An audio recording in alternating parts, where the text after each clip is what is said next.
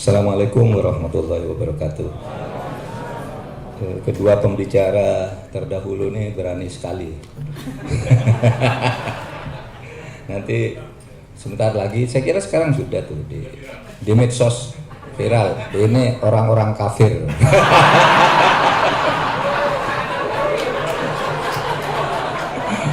Kan di Indonesia ini ada kaum takfiri namanya, selalu mengkafirkan orang. Nah tadi keduanya sama-sama mengatakan kita jangan ikut-ikutan Arab, katanya. Mereka yang takfirnya mengatakan, loh, bukankah Islam turun di Arab?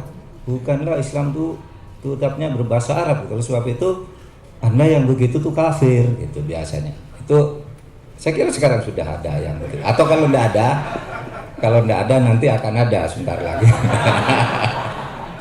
Dikafir-kafirkan, semua orang kafir, seakan-akan dia sendiri yang masuk surga gitu. Begini, saya singkat aja, Mbak Yeni. Di sini topik yang dibicarakan nih harapan baru dunia Islam, menegaskan hubungan antara Indonesia dan Malaysia. Jadi begini, catatan kecil saja karena tadi yang sangat substantif sudah disampaikan oleh dua pembicara terdahulu.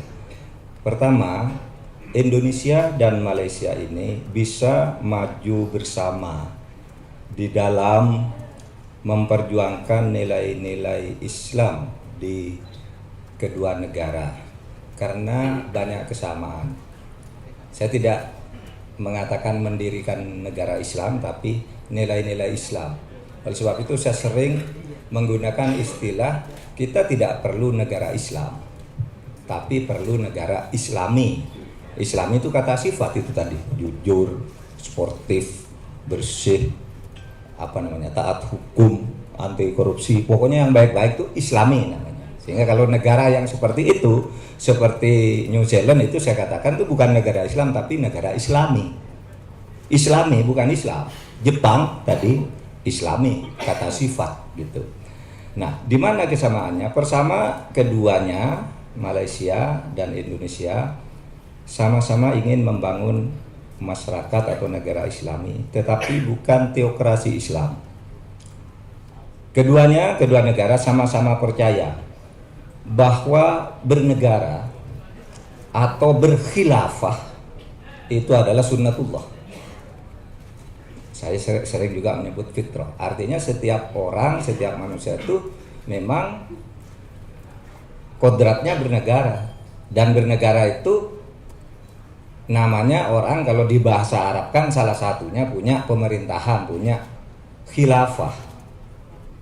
Tetapi kedua negara Islam negara Islam ini, Indonesia dan Malaysia, sama-sama berpendapat dan menerapkan bahwa tidak ada satu sistem khilafah tertentu yang harus diikuti menurut Al-Quran dan Sunnah Rasul. Tidak ada satu sistem.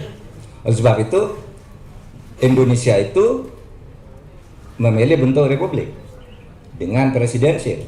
Malaysia memilih bentuk kerajaan dengan parlementer. Apakah itu melanggar Al-Quran Sunnah? Tidak, karena di Al-Quran dan Sunnah memang tidak ada ajaran bentuk negara. Bahwa manusia bernegara, iya. Bentuknya seperti apa itu terserah. Ada yang mengatakan, Pak, kenapa Bapak mengatakan tidak ada ajaran bernegara di dalam Islam? Bukanlah kalau Islam itu harus mengikuti sunnah, Quran dan sunnah. Sedangkan sunnah itu artinya antara lain apa yang dilakukan oleh Nabi. Oke, itu artinya ya. Bukankah Nabi juga mendirikan negara? Kenapa tidak? Kenapa bilang tidak ada sistem bernegara? Memang tidak ada, karena kita dilarang oleh agama kita mendirikan negara seperti yang didirikan Nabi. Kaget? Dilarang. Karena negara yang didirikan Nabi itu teokrasi, di mana Nabi itu mempunyai 3 kekuasaan sekaligus. Legislatif, kalau ada masalah hukum baru, minta ke Nabi. Kalau di Al-Quran tidak ada, tanya ke Nabi. Nabi membuat hukumnya. Kalau sekarang siapa yang mau jadi Nabi? Ya, ada hukum IT, Information Technology.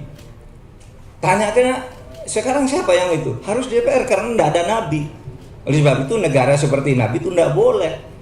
Lembaga legislatifnya itu di dalam negara Nabi adalah Nabi sendiri. Lembaga eksekutifnya Nabi juga. Nabi kan yang lembaga eksekutif yang melaksanakan pemerintahan sehari-hari Nabi. Lembaga yudikatifnya Nabi. Kalau ada orang berperkara datang ke Nabi. Sekarang nggak bisa ada negara seperti Nabi itu. Haram kalau kita, wah saya mendirikan negara seperti Nabi. Siapa nabinya? Nggak ada. Nah, oleh sebab itu pilihan bentuk negara dan sistem pemerintahan, sistem khilafah itu, saudara, yang beragam sekarang dipilih oleh Malaysia dan Indonesia itu sama benarnya. Sama-sama tidak bertentangan dengan syar'i. Kita hanya ingin melaksanakan nilai-nilai Islam dalam kehidupan bersama. Yang kedua, gini, Indonesia dan Malaysia ini sama-sama menganut wasatiyah Islam, atau tadi Islam wasatiyah. Islam yang tidak ekstrim ke kiri, kata Kiai Akil, tidak ekstrim ke kanan. Islam yang cerdas. Kalau Islam yang terlalu konservatif itu, terlalu ke kanan, itu tidak cerdas. Yang sana juga tidak cerdas. Yang terlalu ke kiri tidak cerdas, ke kanan tidak cerdas. Itu istilah Kiai Akil tadi. Memang iya, kita sama dengan Malaysia. Kita ingin mengembangkan nilai-nilai Islami di dalam bernegara itu. Ada yang mempersoalkan begini, wah jangan mengada-ada lah. Di mana itu ada kata Islam Nusantara di dalam Al-Quran dan hadis? Bahkan ada yang bertanya begini beberapa waktu yang lalu, Pak, Bapak ini gimana kok bilang Islam wasatiyah?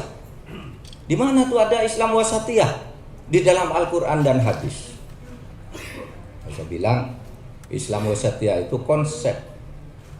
Sama dengan Anda bilang Islam rahmatan lil alamin, mana ada Al-Quran Islam rahmatan lil alamin dalam Al-Quran? Tidak ada. Tidak ada, Pak. Iya, itu konsep.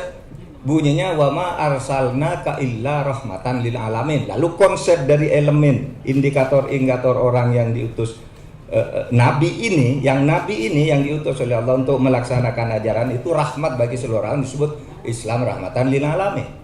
Kata Islam rahmatan lil alamin itu di dalam Al-Quran tidak ada. Tidak ada. Yang ada tuh wa ma arsalnaka illa rahmatan lil alamin. Karena orang bilang Islam kafah, tidak ada kata Islam kafah. Mana ada Islam kafah dalam Al-Quran? Tidak ada. Tidak ada. Tetapi di situ ada kata udhulu fisilmi kafah.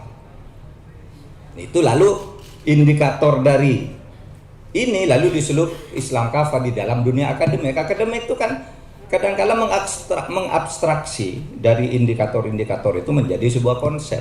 Sama, Islam Nusantara itu tipologi. Islam wasatiyah itu tipologi. Islam rahmatan lil alamin tipologi dari sebuah konsep, dari sebuah elemen. Nah, sama kalau Islam wasatiyah itu apa? Ada di Al-Quran. Wa kadzalika ja'alnakum ummatan wasata. Ya kan? Demikianlah saya menciptakan bagimu semua umat yang netral, berada di tengah. Nah, itu lalu dikonseptualisasi unsur-unsur itu menjadilah konsep Islam wasatiyah. Jadi tidak usah ribut dengan istilah-istilah itu.